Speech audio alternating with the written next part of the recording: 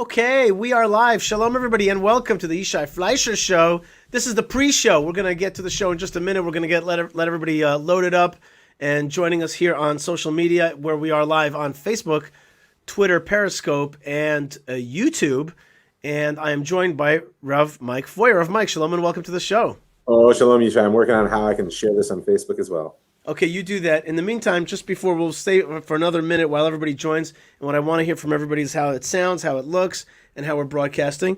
And before we go on to something serious like the Torah portion, I want to tell you that I know that you yourself, Rav Mike, are a coffee person, right? Oh yes, I've just finished drinking quite a bit of it. In fact, right. So I got to tell you, I cannot drink a lot of coffee. It messes with me. But define a lot. Come on. My morning cup of coffee, even though I've made it even less and less strong, still jerks me a little bit too strong, and my body reacts. And after a week of drinking coffee, I just feel stressed out. What's the word? Strung out. Strung out. That was the word. That was exactly it. Strung out. And so the reason I'm talking to you about this is because I have discovered a few coffee alternatives. One is called Chico, which basically tastes like bark. Yeah, which actually basically is bark. Right. And then there's another one, this is the funny one, ground date seed. Ground date seed. It's supposedly a Nabatean drink. And an Israeli coffee company called Ava Coffee makes this ground date seed thing. Hot beverage. Hot beverage. Can we not call it coffee? Yeah, it's not coffee. Not even called Nescafe coffee. It's a hot caffeinated beverage. Well, it's very little bit of it is caffeinated. It's got 0.03 caffeination, but it has the texture and feel of coffee, and so I've been drinking that. But I wanted to ask you, is there any alternatives? And I wanted to ask our fans and listeners if there's any alternatives to coffee that they can recommend. That's what I wanted to ask. Death. Yes, I put it out on Twitter, and there were responses similar to the one that you just. I've been drinking coffee that jumps out of the cup and bites you in the nose since I was 15. I don't really expect that's going to change anytime soon. So Simone says, says definitely no replacement for that beautiful taste of coffee. I mean, my mother brews coffee strong enough that it actually doesn't need a cup to hold form. It just kind of. So I want to ask all the folks out there if they have any coffee alternatives that work, or a way. Oh, somebody wrote to me that amphetamines. So somebody told me I have to bulletproof my coffee.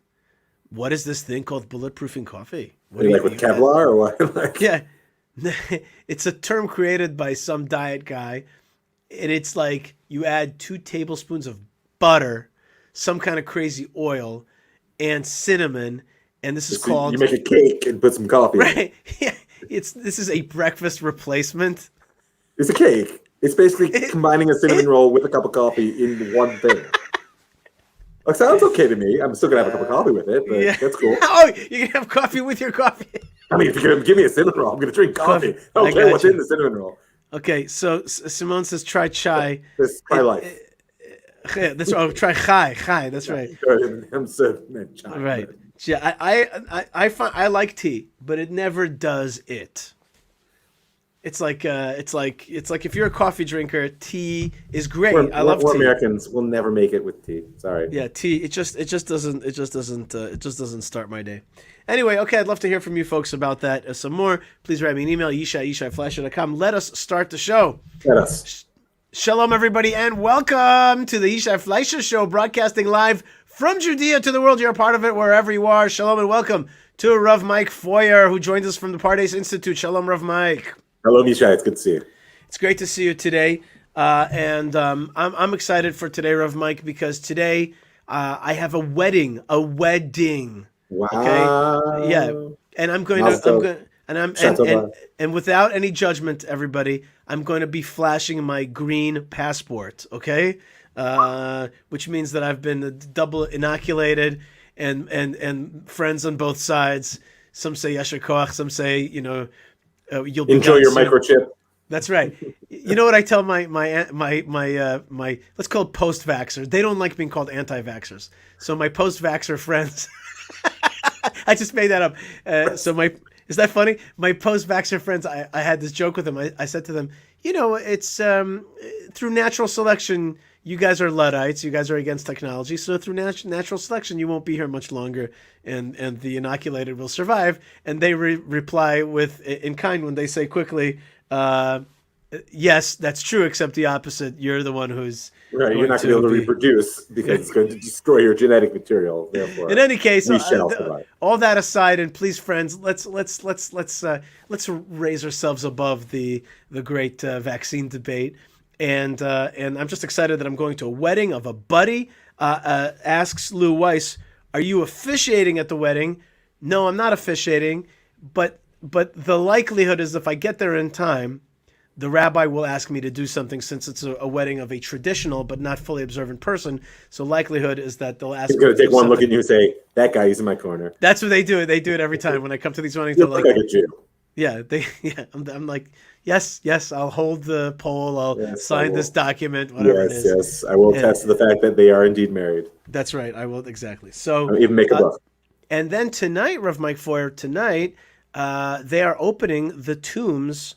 They're opening an entrance to the tombs of Kalev ben Yefune and Yoshua ben Nun in the village of Kifel Charis or Timnat Charis. It's got two names. And it's right directly north of the town of Ariel. It's abutting Ariel on the north side, and the army is opening it up tonight. So I'm going to be taking one of my sons, and my mother, hopefully tonight, to the tombs of Kalev ben Yefune and Yoshua ben Nun. This is in time for my son Elazar, who's actually finishing the book of Joshua in school, to connect with the man. So I'm excited. I'm excited to be. Wow, it's an adventure. Yes, I'm excited to be getting out there, and that life is opening up again. And I've downloaded the green passport to my phone, and we're ready to go. We also have a big Torah portion coming up, which is what's the word I was looking? I had a word for it. Now I forgot. It's a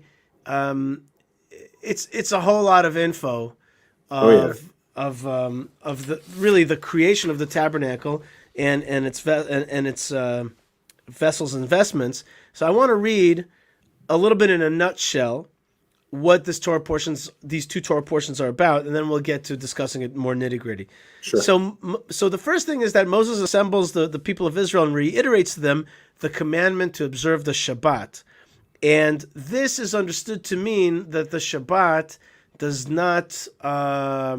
is not allowed to be desecrated for the building of the Mishkan Tabernacle. Yeah. And so, by the way, today we're going to tackle the tabernacle, and we're also going to, we have a knack for the tabernacle, I think. We have a knack for tackling tabernacle? That's right. A knack for tackling tabernacle. I want to try, that's a good one. A knack for tackling the tabernacle. Say that. Tabernacle. There you go. Okay. So then after that, Moses is going to convey God's instructions regarding the making of the Mishkan. The people donate. Now, this is going to be the big thing. It's going to be donating the requirement materials in abundance, bringing gold, silver, copper, blue, purple, and red dyed wool, goat hair. I definitely would have brought the goat hair. That's right. Bring the goat hair, the spun linen, animal skins, wood, olive oil, herbs, and precious stones. And Moses at some point has to tell them to stop giving. Like, okay. That's right. Hold there. A team of wise-hearted artisans are going to make the Mishkan and its furnishings. 3 layers of roof coverings, 3 or 4 layers, depending on how you understand it. But generally, people understand 3. Some people understand 4. 48 gold-plated wall panels. That's a lot of gold. That's a lot of gold. 100 silver foundation sockets. Where do you get this laundry list from? Yeah, I took it from Chabad.org. The Masach screen that fronts it. Oh wait, I missed one. The Parochet veil that separates between the sanctuary's 2 chambers. The Masach screen that fronts it. The Ark. The cover with the cherubim, the cover of the Ark of the Covenant. The table and the showbread. That's where the 12 loaves are placed. The 7-branched menorah with its specially prepared oil. The golden altar and the incense burnt on it, the anointing oil, the outdoor altar for burnt offerings and its implements, the hangings, posts and foundation sockets for the courtyard, the basin and its pedestal made out of the famous copper mirrors, which we discussed last week. So that's going to be Vayakel. Now, I want to ask you, and there's also Pekude we'll get to in a second. I want to ask you, Rav Mike Feuer, we started the book of Shemot, the book of Exodus, with the life of Moses, with the birth of Moses, with the Exodus, with the splitting of the Red Sea, and we got to Mount Sinai. We're going to end this very same book, which is the book in English called Exodus, and the rabbis too understand this as the book of liberation. We end the book of liberation with blueprints about how to build a tabernacle. How does that jive? How is that a kind of a fitting end to like the personality of Moses, the fight between Moses and Pharaoh, the Exodus? Like that is a very kind of human story, and we're finishing up with blueprints for how to build a tabernacle. Do you think that connects right? I think absolutely, because one of the great dangers of a redemptive story is that it come to an end. I mean, there was like once upon a time that happened to those guys over there. Maybe I draw lessons from it, maybe some inspiration, but I don't necessarily see it as my story. And that was a problem, by the way, as we think of that now, 3,000+ years later, but just remember that is the same problem for the children of the slaves that came out from Egypt as it is for us. And one of the major themes in the entire book of Exodus, we're coming up on Pesach soon, is that you got to tell the story to your children. That memory isn't just a tool, it's a sacred task. But memory functions in many ways. And so therefore, the way I understand the structure of the book of Exodus is that the Mishkan is the vessel to hold a redemptive story, right? That we're getting these blueprints at the end in order that we understand that the Yetziat Mitzrayim, the sort of arc of the Exodus, didn't happen once upon a time. It's something which needs to be continually an ongoing process, which is why, of course, ultimately the tabernacle and the Mishkan is replaced by the Mikdash, right? And if you think about it, on Pesach, the central text of the Magid, of the retelling the story, is the text of Arameo Vedavi, that my father was a wandering Aramaean who went down to Egypt. They're in the temple, the most permanent fixture, please God, let it be soon, let it be now, that the Jewish people know. We're going to tell the story of when we were wandering and when we had to come out and God save us. Why? Because that's the vessel that can hold that story and make it real for every single person. And so therefore, every redemptive story has to have a vessel. Otherwise, it just becomes a fairy tale about once upon a time this happened to somebody else, and maybe I'm inspired, but it's not my story. So what you're saying is basically it's going to house the continuation of the story. It's going to embody the story. And that reminds me a little bit about this past year. In the last week or two, we've been allowed to go back into the synagogue, the physical synagogue, the prayer house. And I must say that while I enjoy praying outside, to have the structure again with the books and with the Aron Kodesh, with the Ark of the Ark that holds the Torah scrolls, it's been very. The value of the synagogue has grown in my eyes. It's not going to be true for a lot of people. That's a big story that's going to be told.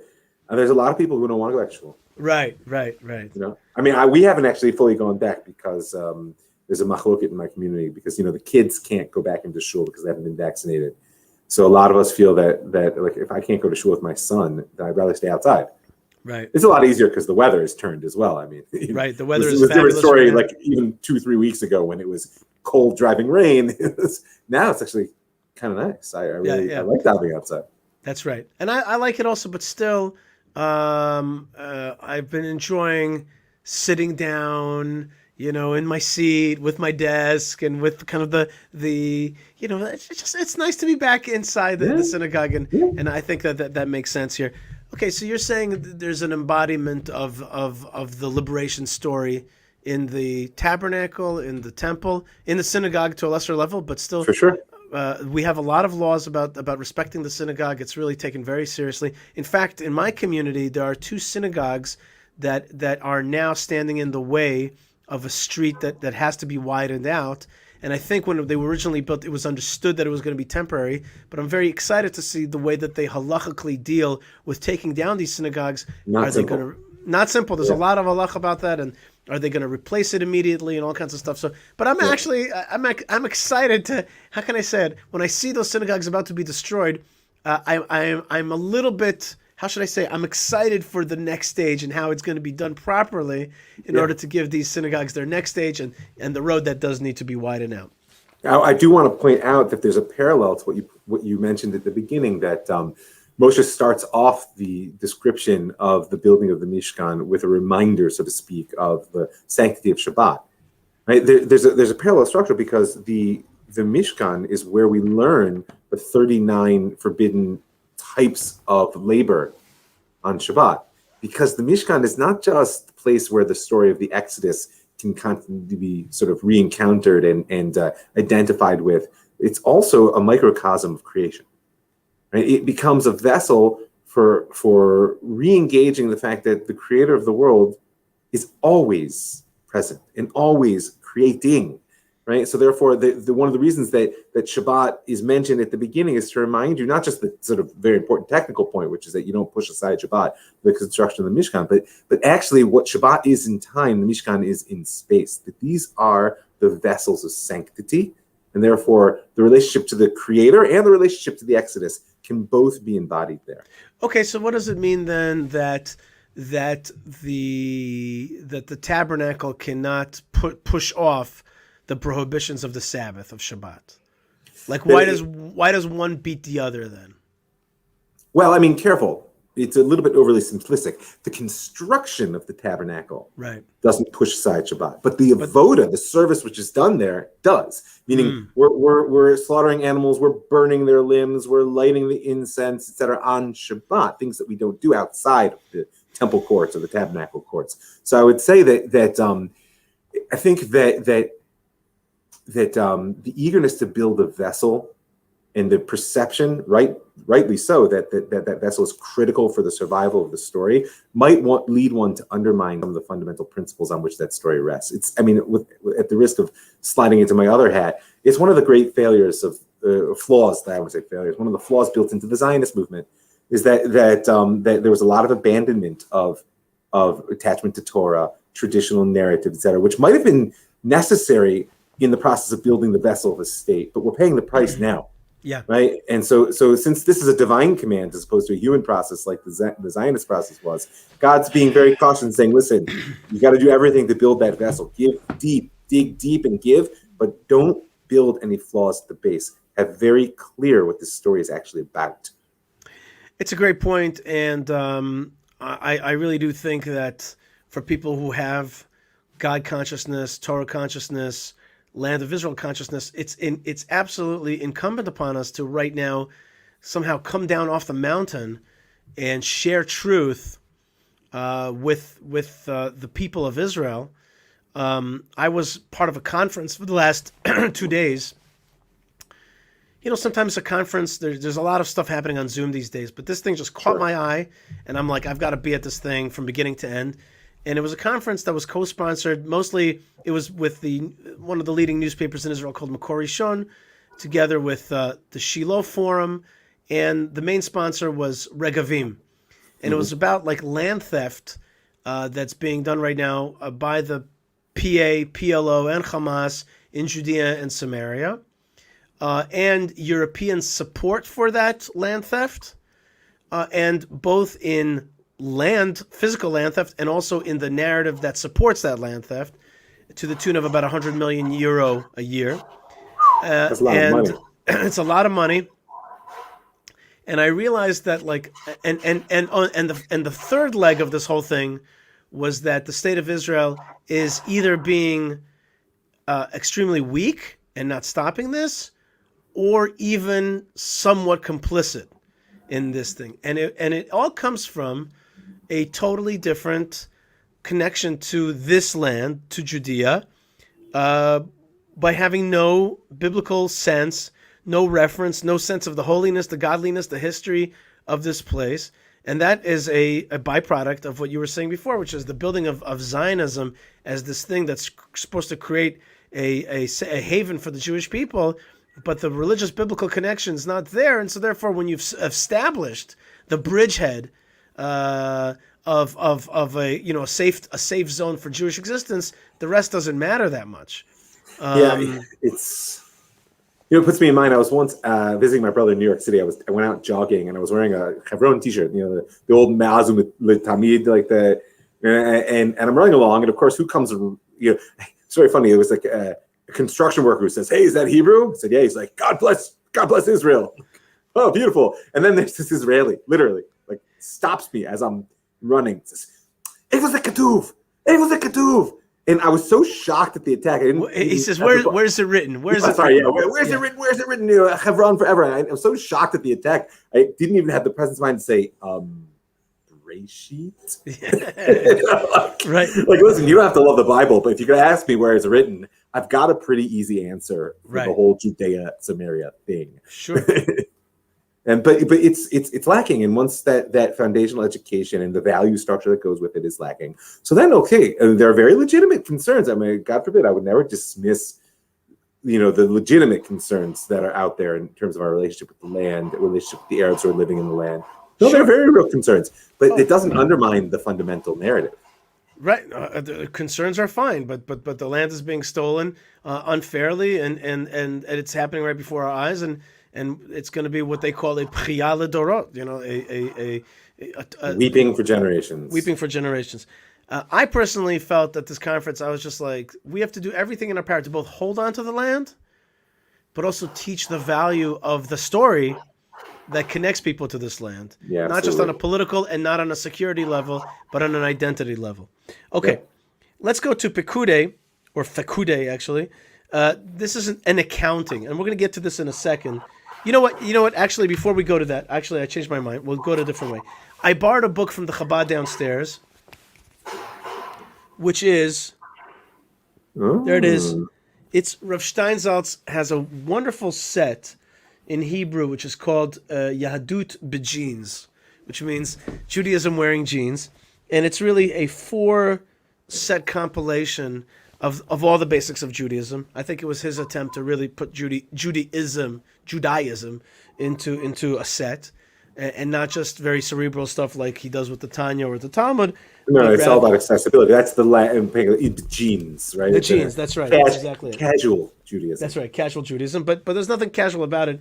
And he has here a compilation of midrashim. So let's just talk about these midrashim, because I didn't want to go through the actual text today of the Torah portion, because it's kind of blueprintish. It's heavy, yeah. So here he says like this. It says Vayikal Moshe רבותינו בעלי הגדה אומרים, מתחילת התורה ועד סופה אין בה פרשה שנאמר בראשה ויקל, אלא זאת בלבד. Why?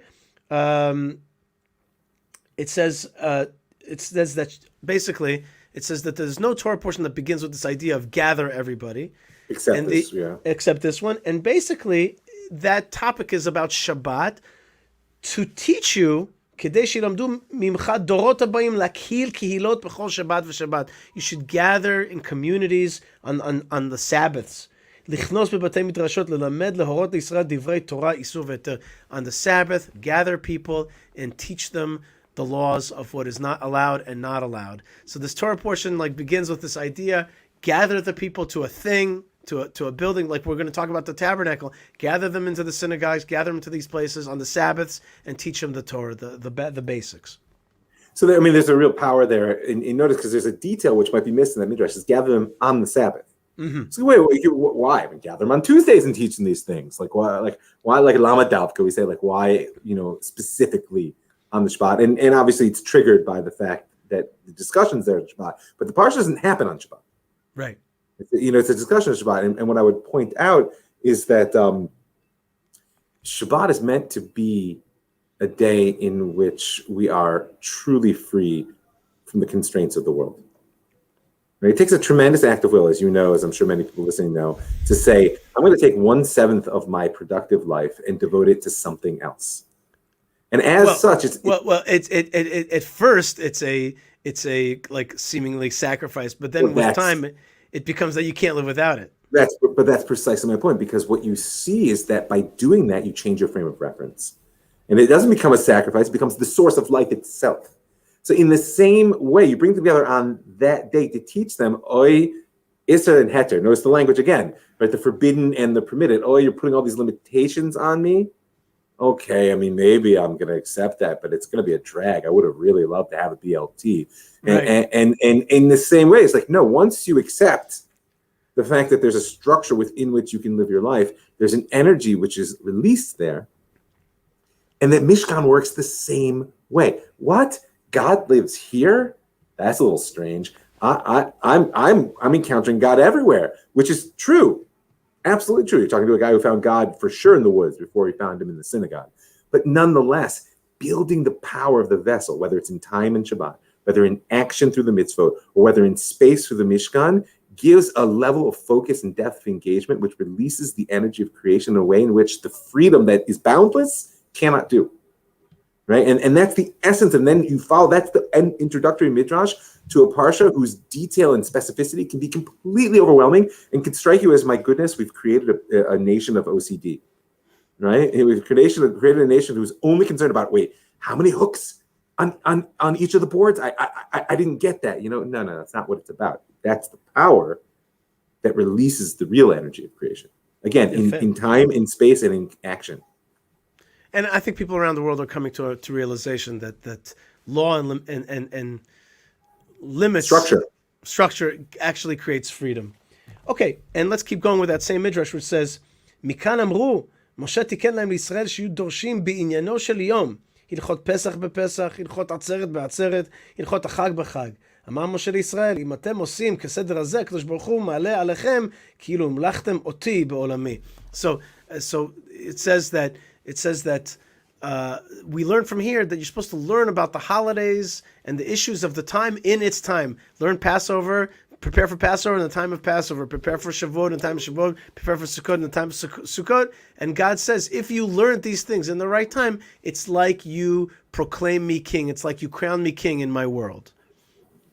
Yeah, I mean, there's a rhythm that we're being exposed to, and it's one we're meant to embody.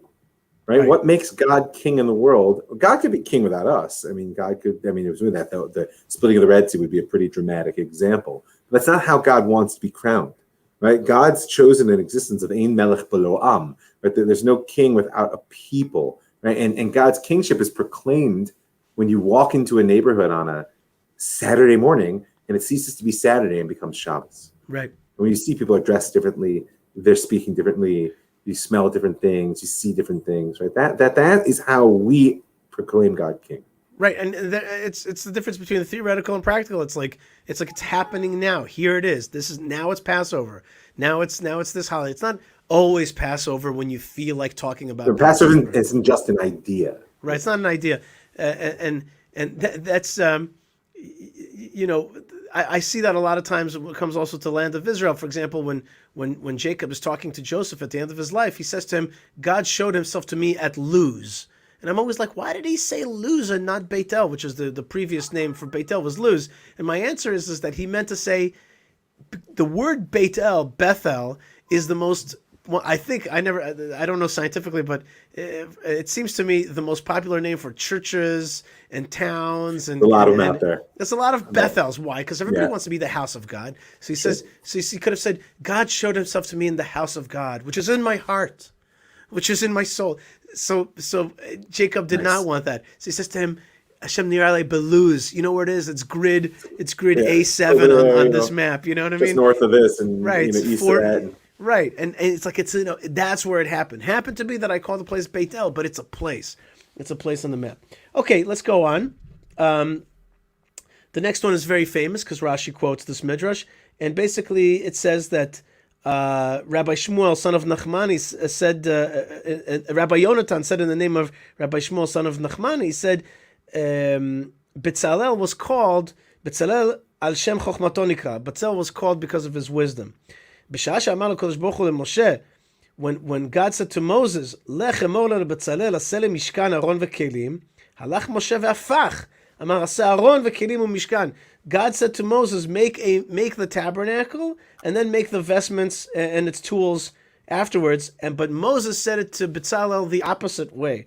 He said to make the holy vessels first, then make the outside walls and all that. Said to him, Betzalel said back to him, משה רבנו, מנהגו של עולם, אדם בונה בית, ואחר כך מכניס לתוכו כלים. First you got to build the house, then you put in the couches and all the other things. And you're telling me to do it backwards. And then Moshe Rabbeinu agreed, and he said, אמר לו, Shema Betzel El Haita Veyadata. Were you in the shadow of God that you were there and you knew? Like you really understood what God wanted. And in fact, Bezalel understood how to make all the vessels and vestments the way God really wanted them without even being shown. He understood it intuitively on some artistic, artisan level. But the point is that there was a machloket, an argument between Moses and Bezalel. What goes first? Is it the menorah and the altar, or is it the walls, which are maybe more mundane? And so Bezalel says, of course, it's the mundane things that need first. First, you need a state of Israel, and then you need the spirit of Israel. First, you need a baby, even though it's not spiritual, and then you grow him and you fill him or her with spirituality. First, you need the physical outside plant, the borders. Then put in spirituality, not the opposite way. Yeah, I mean, it's a well-known sort of argument between form and function. I think what it always brings up for me every time I read that midrash is I once had an argument with a good friend and co-author and chavruta and mentor Dave Mason, who I know you also love and respect, about whether if I make good content but I fail in marketing and no one listens to it, whether that's actually good content. That's right. And his answer was it's not. Right. His answer was it's not. And on some level, that's what Bezalel was saying to Moshe. Moshe was a content guy. Moshe was so intimate with God that he wasn't so worried about the structure that was going to get it out there to the people. The ark, that's what matters. Bezalel says, yeah, but if you want people to actually see it, it needs to be a mishkan, right? And so I think it's a very important tension. Well, it's like there's a partnership there. It's like Rabbeinu Steve Jobs said, right? Real artists ship. That's right. Real artists ship. That is a watchword for me every week that I get my podcast out the door and I'm torturing myself over why didn't do that and this could have been better. And so, no, real artists ship. That's right. Real artists ship. That's exactly right. And that's of course from the Heilige Godel, Rabbeinu Steve Jobs. Anyway, let's go on now. Oh, one more interesting one. Just let's do it for a second. Amar Rav Yehuda Amar Rav. יודע היה בצלאל לצרף אותיות שנבראו בהן שמיים וארץ. Cryptic statement. Rabbi Yehuda says in the name of Rav, Bezalel knew, the biblical Bezalel knew to combine letters through which were created heavens and earth. He knew how to combine letters through which heaven and earth were created. What do you think of that? I mean, let's remember that in the story of Genesis, the world is created through speech. Right. And we know flowing from there down through the generations to our very day that the power of a language is bound up with creation. So here, Bezalel, who has been graced with this Ruach Elohim, this divine spirit, and Chochmah, Bina, and Dat, the wisdom, the understanding, and the knowledge. Right? But the key is he's able to think thoughts in silver and gold. It's a beautiful phrase. You think thoughts in silver. What does that mean? He's able to go from conception to completion. Mm-hmm. That his ability was to be able to take the letters, which on their own are abstract, but give them a form of a language which is graspable.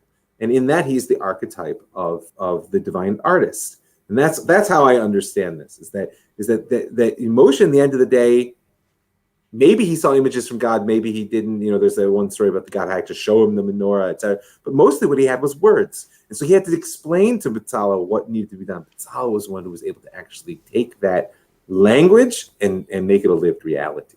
Very good. And I read also in the Noam Elimelech, whose I think your side was last week, that a tzaddik, a righteous, or a real righteous person, he cannot change God's decrees. But he can change. The decrees come down in letters. They come down. This such and such person is going to get wealthy, and this one's going to get poor, etc. But he can recombinate the letters. He can recombinate the letters, and so, for example, if somebody has to have nega, which means a plague or some sort of blow, right? Instead, that can be changed into oneg, which is joy. Okay, and so things like that can just be recombinated, and that's the power of the righteous person, that he sees God's will, but he can take those same letters, which with God's will is formed in this earth, and recombine them. Okay, now let's go on to the parsha of Fekude. An accounting is made of the gold, silver, and copper donated by the people for making the Mishkan. So this is the great Torah portion of accountants. Okay, actuaries. That's right. So God bless you guys, and we need you in this world. Yeah, somebody's got to do it, and I always knew it was not going to be me. Me too. But I have good friends who are accountants. Not really. Some of my best friends are accountants. No, accountants are great people, and they really make the world go round. And we'll get to in a second in the Midrashim why there needs to be an accountant. They just grease the wheels. That's right. Well, they make sure that it's not leaking. Yeah, they're making them. That's right. Betzalel, Aholiav, and their assistants make the 8 priestly garments, which is the apron, the breastplate, the cloak, the crown. Ooh, the cloak. Crown. They mean that. Would they mean the crown? Do they mean seats? The seats. Or they mean the mitzvah. No, because the next one is hat. Hat is the next one. So I think that's the mitzvah. Yeah. Yeah, that's the seats. We'll talk about that in a second. The sash. Sash. Tiara, but that's awkward, right? That's right. Don't want to say that. Sash and the breeches. Breeches? Breeches, i.e. underpants. Okay, yeah. Breeches. That's breeches. That's right. Breeches, not breeches. You do not want breeches in your breeches. Okay, that's let's stop there. Yeah. According to the specifications communicated to Moses in the Parsha of Tetzaveh, the Mishkan is completed, and all its components are brought to Moses, who erects it and anoints it with holy anointing oil, and initiates Aaron and his 4 sons into the priesthood.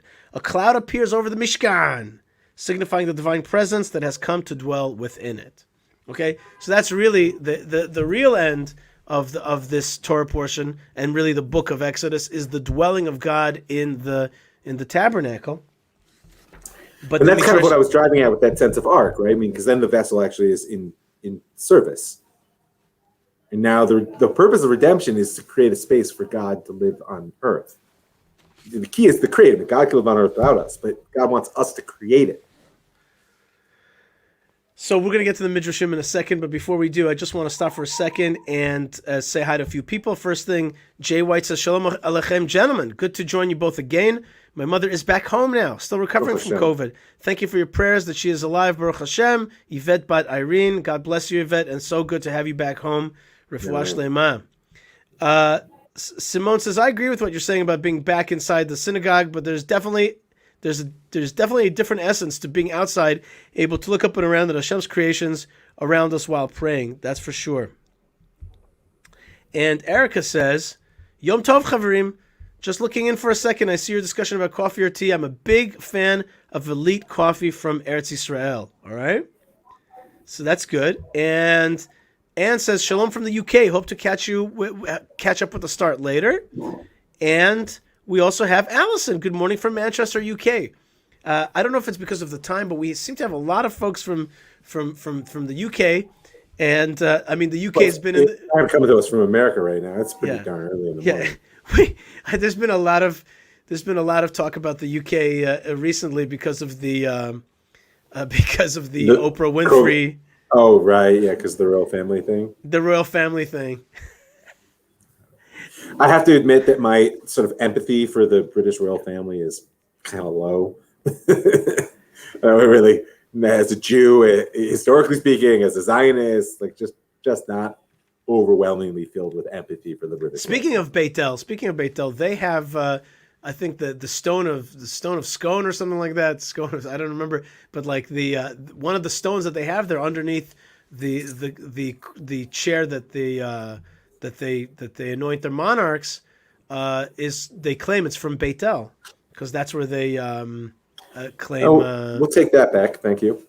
Yeah, there's other things in the museum as well, but whatever. At the same time, I actually feel bad for the royal family in this sense. I just think to myself, first thing, I just want to say to the world, come on, guys. There's people starving in Africa. You know what I mean? Like that kind of thing. Like come on. There are more important things. There are people dying from COVID in hospitals. Listen, the sort of the wedding of royalty and celebrity is just a little bit icky in general. It's like, folks, you're wealthy, you're powerful, you'll always have what you need. Can we not angst over it on television? Right, everything's okay. Like let's go on and talk about let's talk about how we can really help like real Actually, people's help the world. Yeah, right. Let's yeah. just come on. There's just other issues. There's just other issues, and I mean, it's almost like People Magazine like paid for this whole thing. It's just like all it is just That side of our useless. society is not the happy side. Right. It's just useless stuff. It really like it has no purpose in this world. It has no purpose in this world. At the same time, I really don't really love the destruction of all that's good and holy in this world. I don't like the bringing down of all the institutions and yeah. anything. Yeah, yeah. There's certainly nothing sacred anymore. Right. In the eyes of the media, no, for sure not. Okay, so now back to our Torah portion. Why was there an accounting? You're right. Why was there an accounting? Well, check out this. We also got our share of People Magazine in the Torah. Says the Midrash like this. It says, let's make an accounting. Says Moses and the people. Why? Why does Moses need to make an accounting? It says about Moses, there's nobody as trustworthy in God's house as Moses. They used to talk about him behind his back. All the time. So Rabbi Yitzchak says, what did they say? L'shevach. They used to praise him. Ashrei yoladato shazeh. Blessed be the woman that gave birth to this man. Kol yamav HaKadosh Baruch Hu medaber imo. Every day God speaks with him. Kol yamav hu mishulam HaKadosh Baruch Hu. His whole days he's whole. All his days he is whole to God. Rabbi Chama amar, but actually Rabbi Chama said, and Chama also maybe is a ode to the word anger, like chema, like anger. Rabbi Chama amar legnai. They used to talk about him negatively. Ayu omrim re tzavar, re shokayim. Look at his neck. Look at his thighs. Shins. Yeah, shins, thighs. Like ochel mishel yudim. He eats from our money. Veshotem mishel yudim. He drinks from our wealth. Kol ma sheyesh lo mina yudim. Everything that he has is from the Jews. He collects taxes and he eats off that. So his friend says back to him, well, what do you think? If somebody's in charge of all the donations that came to the Mishkan, won't he be rich? Because Moses heard such, Amar lahen chayechem. He says, let's, oh yeah? Shamishkan nigmar, ani oseh machem cheshbon. When the building of the tabernacle is over, you and I are going to make an accounting. Right? So this is a great midrash. You will find no villas in Switzerland. Right. You know what I like about this, actually? It actually does come back. What I asked you, the first question that I asked you today, which is how does this come back to the beginnings of Moses' life? Well, we remember right. Moses' life is like the first thing they say to them. Who are you to tell us what's good and bad in this world? His first meeting with the Jewish people. Right, misamcha. Right, so you're going to get challenged. And so Moses, at the end of the book of Exodus, the end of the great book of liberation and revelation, says, okay, let's make an accounting. Let's make sure that the money is that I haven't stolen anything from you. And I think that's, on the one hand, it's kind of sad, kind of cynical. On the other hand, very, very Jewish. Like there's something about this was just like, okay, now that we've built God's house, let's make sure that nobody's stolen from one another here. Yeah, I mean, and this desire that Moshe has that he be seen not just as honest, but as having truly been only in the service of God, expressed itself in the story of Korach as well, right? When he says like I haven't taken like even the donkey that I rode down to Egypt to redeem them on was my own, right? And you see that Moshe is deeply aware of the problematic relationship between power, wealth, and leadership, and it may seem like a side point or like a strange midrashic sort of like riff, but the reality is it stands as a warning to us all that one of the things which made Moshe exceptional as a leader is he was truly a misharet. He was truly a public servant, and was in no way serving himself. And unfortunately, it's a rare leadership model. We should really merit to see it more in our day. Yafet. So we saw a little bit of cynicism about that and about the challenges to his leadership. And there's medrash there. Then there's an answer to that. And the medrash here is very, very long, surprisingly long. I'm not going to read the whole thing. But the medrash basically says that everybody else tried, after they finished building the tabernacle, to put it up. And nobody could do it. not Right. Bezalel and not Aaron. Nobody could actually do it. The people couldn't do it. And It's like one of those complicated Lego sets that only your 6-year-old can actually that's build. right. That's right. Or how to get the printer to work, that kind of thing. Ooh. So it's not standing, and it's just not working. The Mishkan, says the Midrash. And at the end of this Midrash, it goes like this. Amar HaKadosh Baruch Hu leMoshe, God said to Moses, לפי שהיית מייצר שלא היה לך עשייה ולא חלק במלאכת המשכן, because you were sad that you were unable to take part in the building of the tabernacle. לפיכך לא יכלו אותן חכמים להעמידו. Therefore, the other people, I didn't give them the permission to raise it up itself. בשבילך, it's for you, כדי שידעו כל ישראל, שאם על ידך אינו עומד, שוב אינו עומד לעולם. They'll learn, and this is a backwards way, that if you can't raise it up, it'll never be raised up. But indeed, you will be able to raise it up. אמר משה, ריבונו של עולם, he said, God, איני יודע להעמידו. God says, Moses says to God, but I don't know how to put it up. אמר לו, עסוק בידיך, ואתה מראה להעמידו. You just make motions with your hands, and it's going to get up by itself. And I'll work it out. והוא עומד מאליו. It will stand up by itself. ואני כותב עליך שאתה הקימתו. I will write about you that you put it up. The bottom line is this very long Midrash says, like everybody tried, nobody could do it. At the end, Moses, he was able to put up the tabernacle, but it's because that he was so sad that he didn't have any hand in actually creating it. And God says, you're gonna put it up. Other people are gonna create it, but you're gonna make it happen in the end. What do you think about that, Rav Mike Feuer? I mean, Moshe in many places in the Midrash has this sort of klali aspect, this sort of all-embracing aspect that Moshe doesn't deal in the pieces. He has the vision of the whole, right? Which is why, even though, of course, the Torah is filled with details, one of the Midrash goes out of his way to speak about how Moshe received the whole Torah sign, all maybe all in one word or all in the 10 Commandments. Moshe had this capacity. And later, the sages will say that even the sort of an innovative thought of a student in the Beit Midrash, Moshe heard it at Sinai. So what does that mean? Because Moshe's capacity was to receive the whole. And then Am Yisrael is going to sort of articulate its parts down through time. In the same way, right? We're going to do the service. We'll build all the pieces. And once the Mishkan's up, we're going to do the avoda. We'll do the service that happens inside. But it takes Moshe to actually put the pieces together in something which is truly a vessel. Mm-hmm.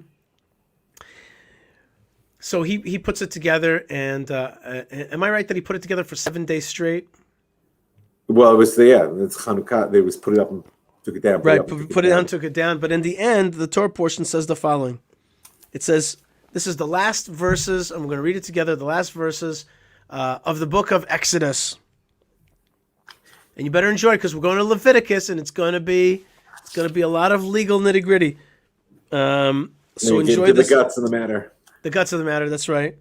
But I'm excited. I'm excited for the next book. But let's get to verse, I don't know, what chapter are we in here? Because I'm looking at it on the phone. Chapter 40.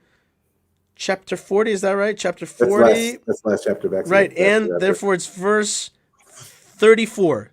Lamed Daled. Vayichas ha'anan et ohel moed, v'kvod Hashem maleh et hamishkan.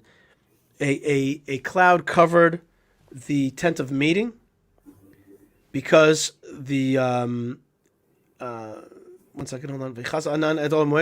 And the glory of God. And the glory of God, Kvod Hashem, maleh et hamishkan, filled the tabernacle. V'lo yachal Moshe lavo el ohel moed. And Moses couldn't even come into the tent of meeting, ki shachan alav ha'anan, because the cloud was like on it thickly. Ukvod Hashem maleh et hamishkan. And again, the glory of God filled the tabernacle.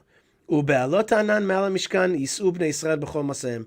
When this cloud lifted over the Mishkan, Bnei Israel would go on their journeys. V'im lo ya'aleh ha'anan v'lo yis'u ad yom ha'aloto. However, if it did not lift, they did not leave. They did not start their journeys until the cloud left. That was their sign. Ki anan Hashem al Mishkan yomam, because the cloud of Hashem is on the tabernacle in the day. V'esh tiyeh layla bo, and it had fire at night. Le'enei kol Beit Israel, to the eyes of all the house of Israel, b'chol masahem, for all their journeys. And that's how the book ends. The book ends the journeys, and I think that really connects back to how I asked you the question originally, which is how does this end really fit with the beginning? The end really is the real last word is their journeys.